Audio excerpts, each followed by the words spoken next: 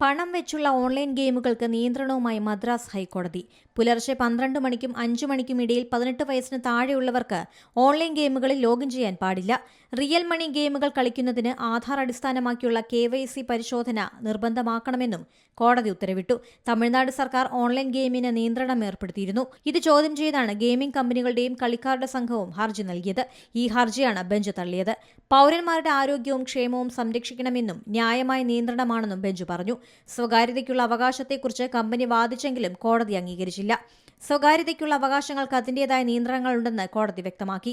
Real money ഗെയിമുകൾ കളിക്കുന്നതിന് KYC പരിശോധന നിർബന്ധമാക്കൽ, പുലർച്ചെ 12 മുതൽ 5 വരെ ബ്ലാങ്ക് അവർ ഏർപ്പെടുത്തി ഗെയിമുകൾക്ക് വിലക്കേർപ്പെടുത്തൽ തുടങ്ങിയ നിയന്ത്രണങ്ങൾ തമിഴ്നാട് ഓൺലൈൻ ഗെയിമിംഗ് അതോറിറ്റി കൊണ്ടുവന്നിരുന്നു. ഇതിനെതിരെയാണ് കമ്പനികൾ കോടതിയെ സമീപിച്ചത്.